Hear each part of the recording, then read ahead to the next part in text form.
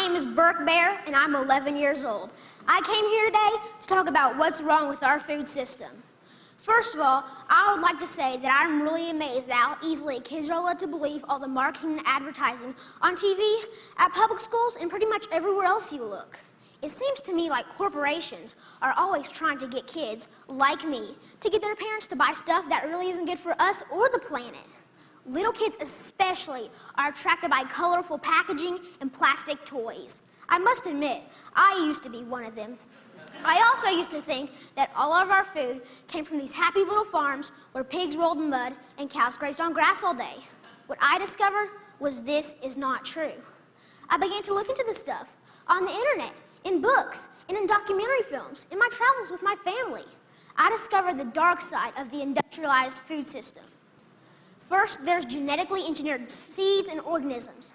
That is when a seed is manipulated in a laboratory to do something not intended by nature, like taking the DNA of a fish and putting it into the DNA of a tomato. Yuck. Don't get me wrong. I like fish and tomatoes, but this is just creepy.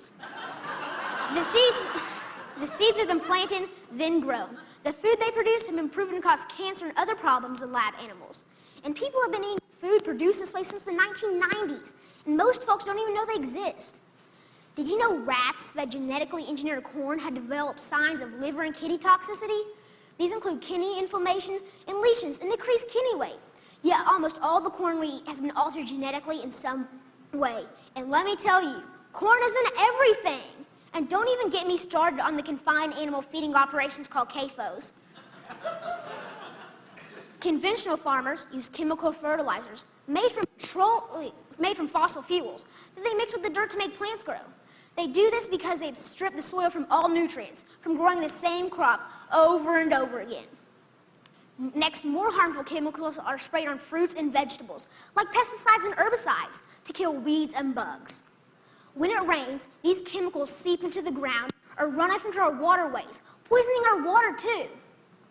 Then they irradiate our food, trying to make it last longer, so it can travel thousands of miles from where it's grown to the supermarkets.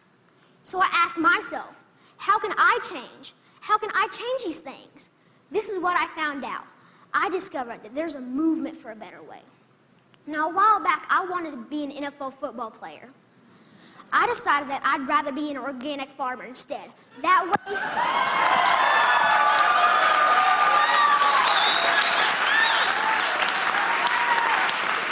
thank you.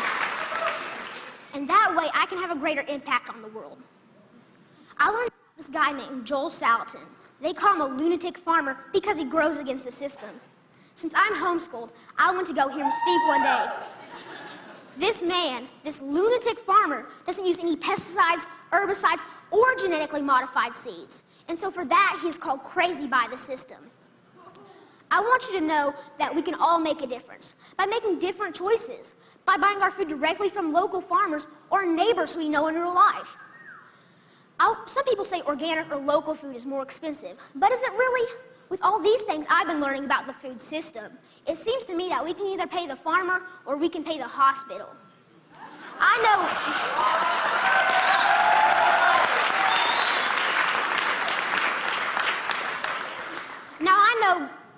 know definitely which one I would choose. I want you to know that there are farmers out there, like Bill Keener and Sequatchie Coast Farms in Tennessee, whose cows do eat grass and whose pigs do roll in the mud, just like I thought. Sometimes I go to Bill's farm and volunteer so I can see up close and personal where the meat I eat comes from. I want you to know that I believe kids will eat fresh vegetables and good food if they know more about it and where it really comes from. I want you to know that there are farmers markets in every community popping up. I want you to know that me and my brother and sister actually like eating baked kale chips. I try to share this everywhere I go. Not too long ago, my uncle said that he offered my 6-year-old cousin cereal. He asked if he wanted organic toasted O's or the sugar-coated flakes. You know, the one with the big striped cartoon character on the front. My little cousin told his dad that he would rather have the organic toasted O cereal because Birke said he shouldn't eat sparkly cereal. And that, my friends, is how we can make a difference, one kid at a time. So next time you're at the grocery store, think local. Choose organic, know your farm, and know your food. Thank you.